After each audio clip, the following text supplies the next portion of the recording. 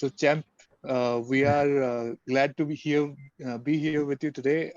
It was a really path-breaking moment that we witnessed when you got the win and you got won the Road to AFC tournament. And it's basically like when I was writing down the preview for the fight, it Mhm. sort of felt like the MMA journey that you have been on is no longer just about yourself. It's like you're crossing those uh, mountains, you're crossing those rivers and bridges, and you're bringing all of Indian MMA along with you. And when Wow. your hand was raised, it seemed like that the first phase of that journey is over, and you have brought Mhm. all of India into that podium with you. So what was going through your head when you got the finish? This thing is overwhelmed me. It's so thank you so much for the this kind of introduction. You know, when I finished the fight, when we won, I I felt like I felt like I was very numb, but I felt amazing. I felt like out of the world. Like I am still like when I'm recalling that moment, I'm still feeling like a dream.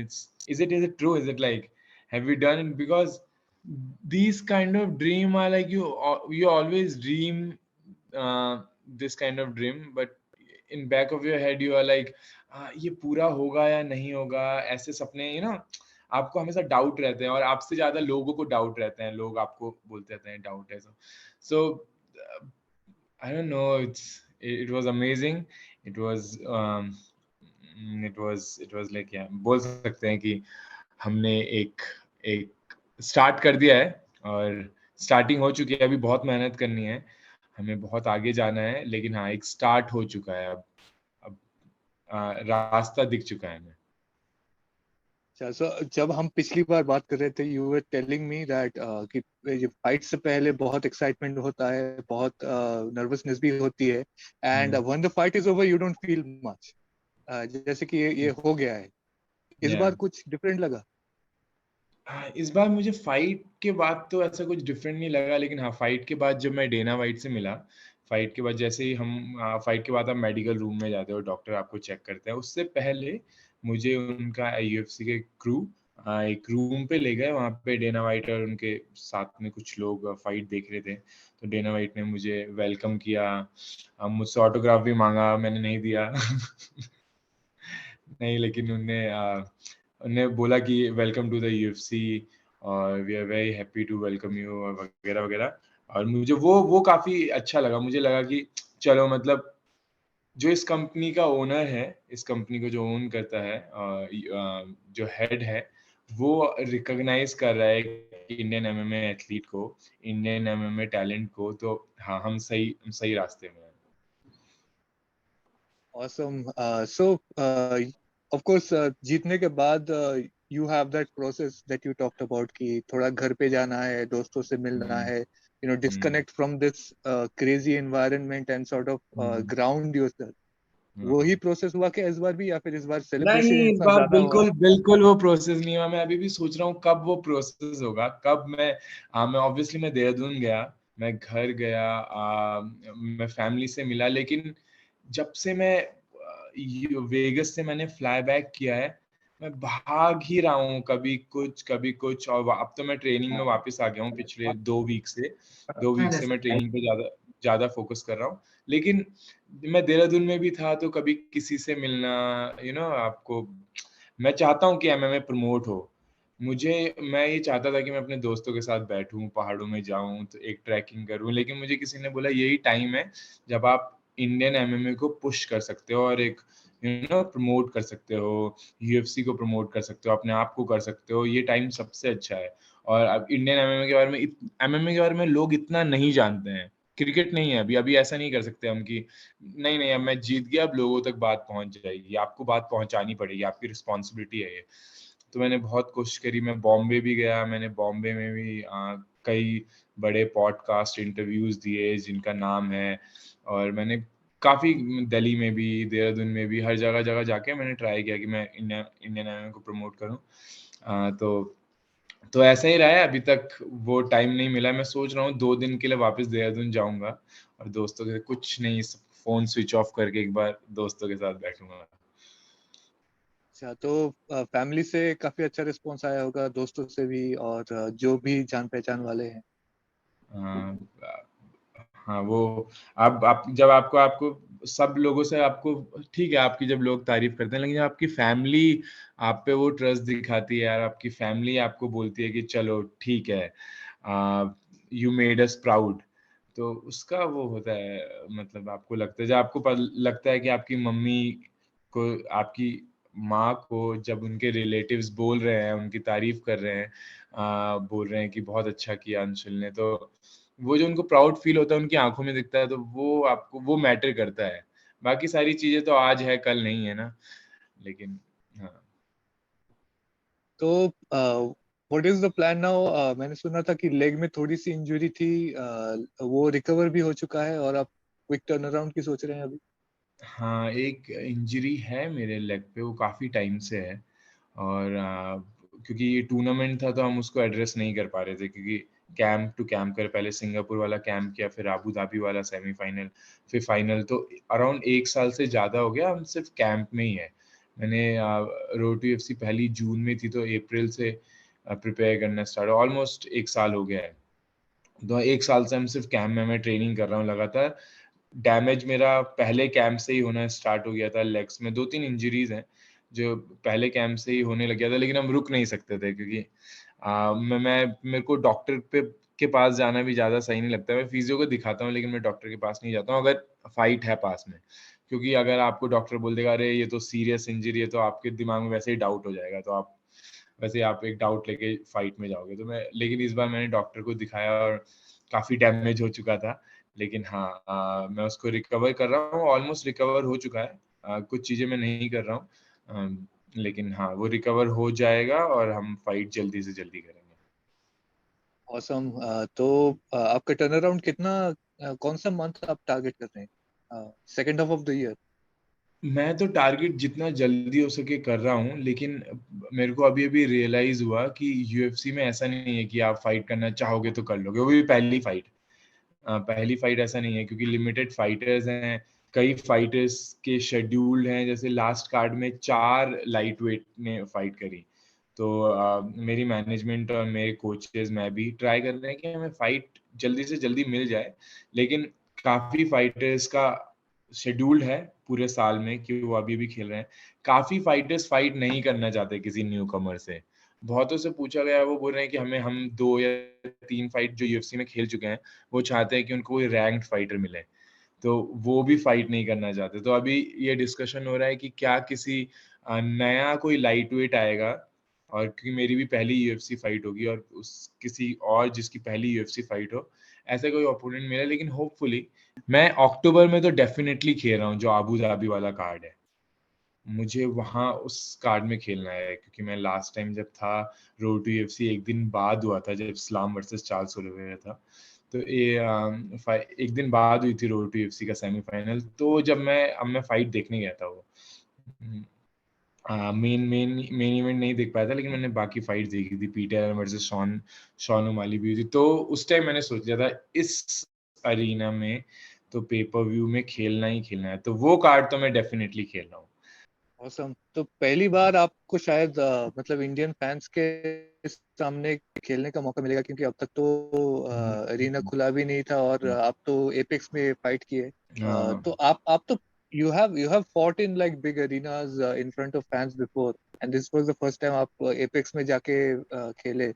क्या different था उस environment के बारे में? नहीं, apex का थोड़ा तो अलग था, लेकिन मैं कभी भी बड़ी ऑडियंस के सामने नहीं खेला हूँ। मैक्सिमम 100 लोग या 150 लोग, इस तरीके से इस अरीना में खेला हूँ। लेकिन जो पे पर व्यू है, और जिस तरीके से इमेजिन अबू धाबी में जो भरा रहता है और जो लोग पागल हो रहे होते हैं, तो उस पे खेलने का एक्सपीरियंस बिल्कुल अलग होगा और बिल्कुल नया होगा मेरे लिए।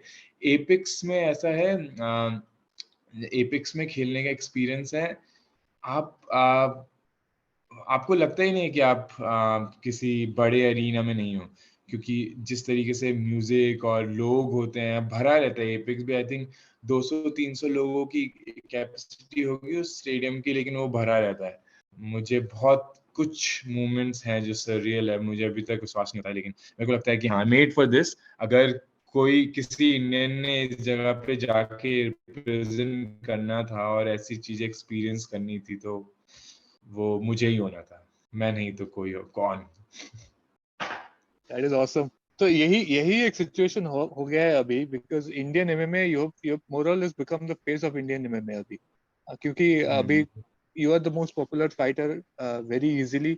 आप ही एक ही इंडियन सिटीजन हो जो आप यूएफसी में खेल रहे हैं, और you basically fit the profile that UFC was looking for. जब 2 साल पहले शायद हम मेरी बात हुई थी सुमेश कामरा जी से, and he laid out the profile for the fighter. Early 20s में होना चाहिए, क्लीन इमेज होना चाहिए, has to be a good thinker, has to be a good talker, somebody who can like carry the sport। और आप में वो पूरा का पूरा सारे के सारे बॉक्सेस टिक हो गया है आप में। तो इसको थोड़ा सा ज्यादा रिस्पॉन्सिबिलिटी फील होता है कि आपको मतलब दूसरे भी जो प्रमोशन से दूसरे भी जो फाइटर्स हैं उनको थोड़ा सा फॉलो करना है, या फिर उनका थोड़ा सा प्रोफाइल बढ़ाना है, so that the sport grows through you. नहीं, जिस दिन मैंने डिसाइड किया था कि मुझे अब इंडिया को यूएफसी में रिप्रेजेंट करना है, ये आई थिंक मैं बोल सकता हूँ 3 साल पहले मैं ये सपना देखने लगा था। उससे पहले मैं नहीं सोचता था यूएफसी का। उससे पहले मैं सोचता था मुझे एक अच्छा फाइटर बनना है। क्योंकि ना आप स्टार्ट ऐसे करते हो। मैं जब दिल्ली आया था, मैंने सोचा था बस एक प्रोफेशनल फाइट खेलनी है मुझे। और जब मैंने एमएफएन में खेल लिया और बहुत अच्छा परफॉर्म किया, उसके बाद मुझे लगा खेलते रहना। फिर जब मैं 2-3 फाइट जीत गया, मुझे लगा मेरे में वो पोटेंशियल है कि मैं इंडिया को यूएफसी में रिप्रेजेंट कर सकता हूँ। तो फिर मैंने अपनी सारी रिसर्च करी कि अगर मुझे इंडिया को रिप्रेजेंट करना है यूएफसी में, जो कि बहुत मुश्किल है, कोई विश्वास नहीं करता, हर कोई बोलता है वो 10 साल बाद होगा। अगर मुझे 2-3 साल के अंदर रिप्रेजेंट करना है, तो मुझे क्या-क्या चाहिए होगा? तो मैंने देखा कि आपको बोलना आना चाहिए, आपको इंटरव्यूज देने आने चाहिए, आपको ये। तो मैं लिटरली बता रहा हूँ आपको, अगर 2-3 साल पहले जब भी मैं इंटरव्यू देता था, मेरे हाथ में स्वेट हो जाता था पूरा, मैं फंबल करता था, मुझे बहुत डर लगता था। अब मैंने देखा कि आपको अंग्रेजी बोलना सीखना है, इंग्लिश बहुत इंपॉर्टेंट है, क्योंकि इंटरनेशनल मीडिया के सामने आप हिंदी में नहीं बात कर सकते। तो मैंने ट्राई किया कि मैंने बोला चलो अब इंग्लिश भी सीखते हैं। धीरे-धीरे मैंने थोड़ा-थोड़ा बुक्स पढ़ी कुछ इंग्लिश की, लोगों ने बोला शोज़ देखो, तो मैंने कुछ शोज़ देखना स्टार्ट कर दिया। ऐसे मैंने काम किए ट्रेनिंग के साथ, मैंने ट्रेनिंग कभी नहीं छोड़ी। आपको ये भी सीखना पड़ेगा। लेट्स से आप बोलोगे मेरे को सिंगिंग सीखनी पड़ेगी, मैं सिंगिंग भी सीखूँगा। मैं वो हर चीज़ करूँगा जो एक वर्ल्ड चैंपियन बनने के लिए ज़रूरी है। ऑसम। तो थोड़ा वापस आते हैं इस फाइट पर। आपका दूसरे जो फाइट्स का जो प्रिपरेशन होता है, इस बार you were getting a very heavy hitter, and like he was being looked at one of the like big potentials in the tournament. तो इस बार का आपका ट्रेनिंग कुछ अलग था क्या?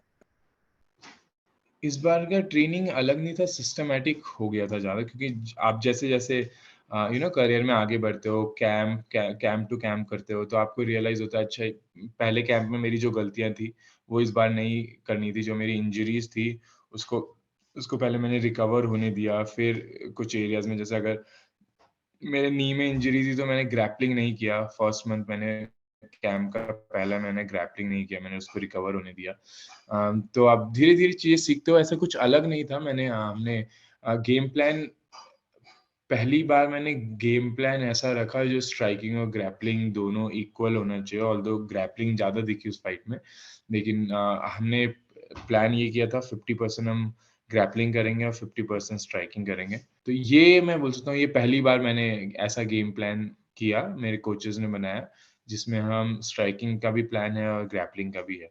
उससे पहली वाली फाइट में हमारा सिर्फ़ टेक डाउन डिफेंस और स्ट्राइकिंग का प्लान था। आपका जो just take us through the 2 हफ्ते जो leading up to the fight का जो टाइम कटता है, आपका क्या कॉन्फिडेंस था या फिर थोड़ा सा एंग्शियसनेस ज्यादा था? Was the occasion getting to you in any way? हर बार का एक्सपीरियंसेस अलग होते हैं। इस बार का एक्सपीरियंस मेरा ऐसा था कि हम वेगस में फाइट कर रहे थे। टाइम डिफरेंस इतना है, टाइम जोन इतना दूर है, हमें इंडिया से अराउंड 13 घंटे का, कुछ 12-13 घंटे का डिफरेंस है। तो जो आपको जेट लैग होता है वो मेरे पे, मैं जैसे ही आई थिंक हम 9 या 10 दिन पहले वेगस पहुंचे थे। मैंने सोचा था कि कुछ दिन हम पहले जाएंगे ताकि मेरे को जेट लैग खत्म हो सके, कार्डियो वापस आ सके। लेकिन जब मैं गया तो 4 दिन तक मैं सो नहीं पाया रात को। 4 दिन तक बिल्कुल नहीं, क्योंकि दिन में आपके, डे टाइम में आपके इंटरव्यूज हैं यूएफसी के साथ, फोटो शूट है, सब कुछ है। और क्योंकि इंडिया की टाइमिंग के हिसाब से मैं बाली में कैंप कर रहा था, बाली और इंडिया की टाइमिंग, दिन के टाइम पे रात हो रही है वहां पे, तो उस टाइम आपको नींद आ रही है, रात को दिन हो रहा है तो आपको उस टाइम नींद नहीं आ रही। तो जेट लैग 4 दिन तक चला, मैं एकदम वैम्पायर दिख रहा था। जब 4-5 दिन बाद मुझे धीरे धीरे थोड़ी बहुत नींद आने लगी। लेकिन मेरे साथ एक बुरी चीज हुई कि मुझे कफ हो गया, मेरे को जुकाम हो गया। तो उसके साथ भी, उसका भी एक्सपीरियंस था कि फाइट से पहले भी मुझे कफ फील हो रहा था और मेरे को ब्रीदिंग में प्रॉब्लम हो रही थी। लेकिन हमने वो किस तरीके से, और वेगस का मैं बोल सकता हूँ एक एक्सपीरियंस है जो यूएफसी पीआई का एक्सपीरियंस है, जो कि बहुत अच्छा एक्सपीरियंस है। आपको रिकवरी के लिए बहुत ही अच्छा है, सब कुछ है, आइस बाथ से लेके सौना से लेके सब कुछ है। और फिजियोथेरेपिस्ट, वर्ल्ड क्लास फिजियोथेरेपिस्ट जो जो मेरे को अलॉट कर रही थी, जो थेरेपिस्ट, वो बॉक्सिंग, अमेरिका की बॉक्सिंग ओलंपिक टीम के साथ थी पहले। तो जो भी उनके हाई हाई प्रोफाइल, एकदम best best of the best doctors, physiotherapist, उनके साथ वो आपको देखते हैं, वो आपकी टेक केयर करते हैं। तो वो एक्सपीरियंस मेरे लिए काफी अलग था। ये भी एक एक्सपीरियंस था कि जिन फाइटर्स को आप हमेशा से यूएफसी के प्लेटफॉर्म में देख रहे हो, टीवी में देख रहे हो, वो आपके सामने लॉकर रूम में भी ऐसे घूम रहे हैं, आपके साथ ट्रेन कर रहे हैं।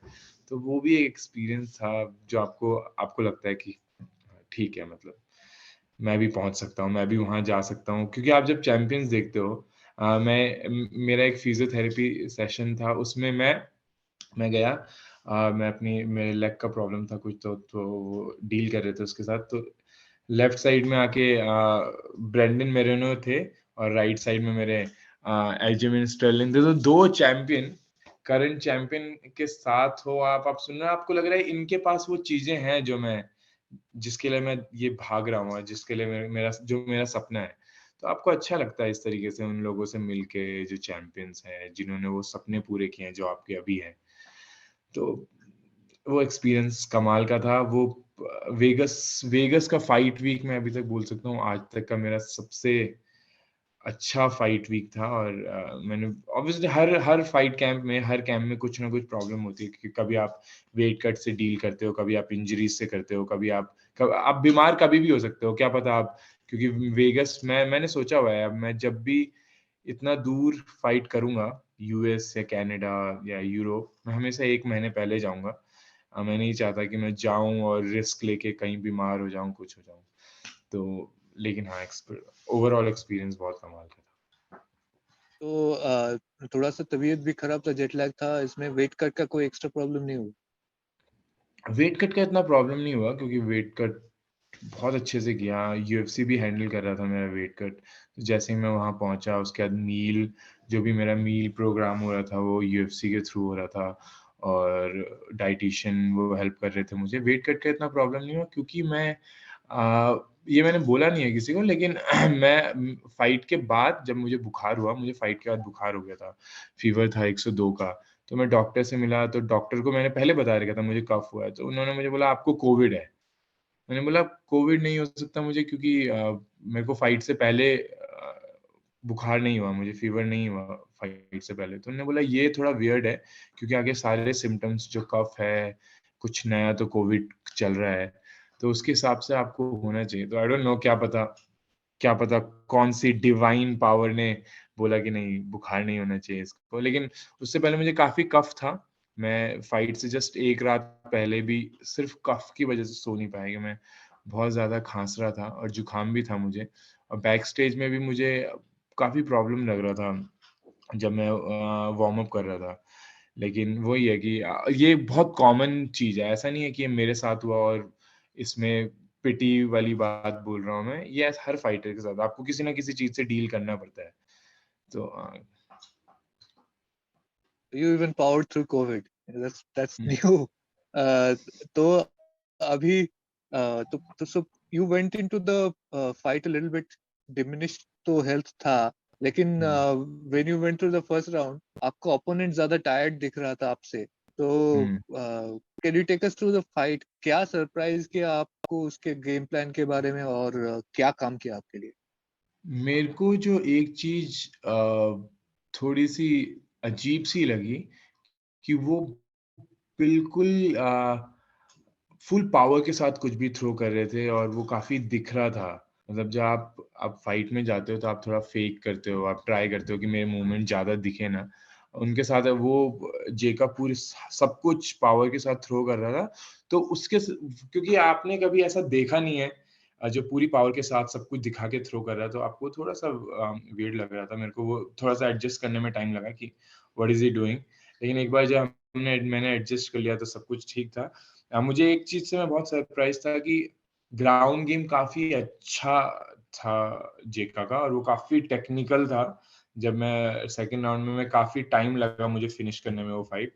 मैं मानता हूँ कि मेरा one of the best top game होगा एमएमए वर्ल्ड में।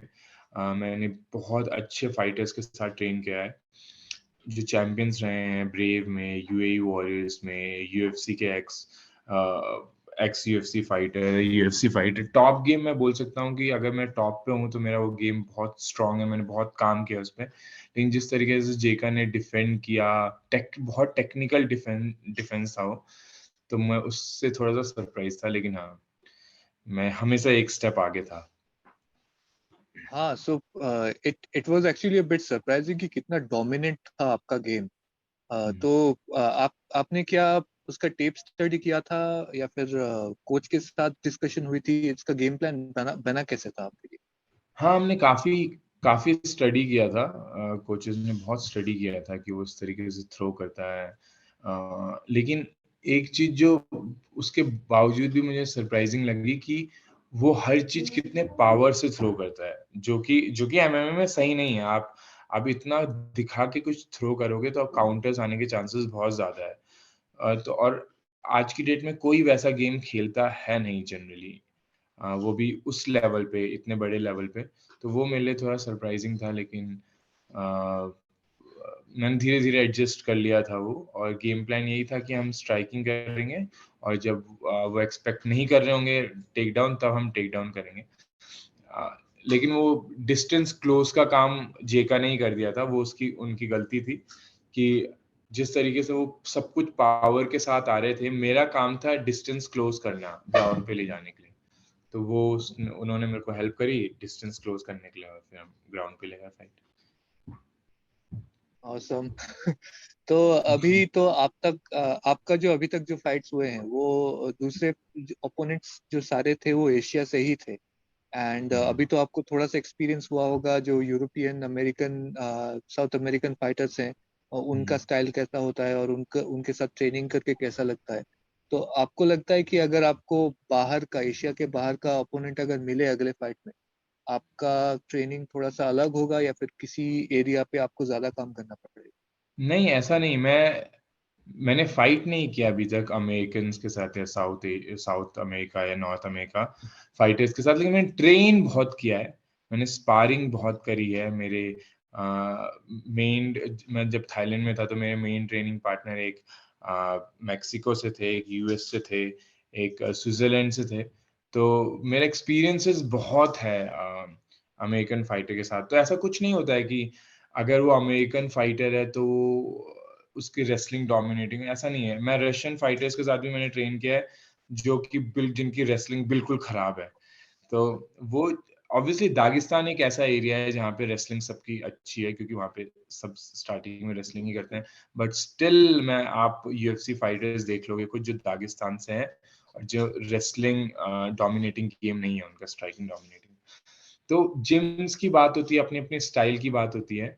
तो आपको इंडिविजुअल फाइटर को स्टडी करना पड़ता है। ऐसा नहीं है कि आप अगर कोई फाइटर अमेरिकन है, तो आप कोई अमेरिकन स्टाइल को स्टडी करोगे, आप हमेशा इंडिविजुअल स्टडी करते हो। एमएमए में तो बिल्कुल ऐसा नहीं हो सकता कि एक रीजन का गेम सेम होगा, वो पॉसिबल नहीं है क्योंकि मिक्स मार्शल आर्ट है, इतने सारे मिक्सचर है, वो आप हर पर्सनैलिटी अपने हिसाब से अपना गेम डेवलप करता है। सही बात है। आप लाइट वेट में हैं, which is the biggest star-studded division of UFC.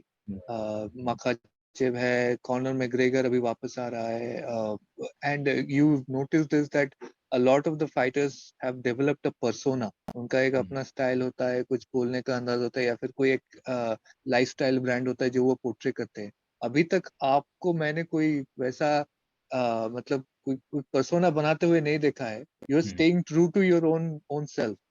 तो क्या हम वही एक्सपेक्ट कर सकते हैं कि that you are not really going to like try to show something off, but you just want to carry on with your own path and your own way? No, I'll carry my own style. जहाँ अगर आप मेरी पूरे career को study करोगे, first fight से 7th fight तक, जो मेरी पर्सनैलिटी है वो मेरी पर्सनैलिटी है।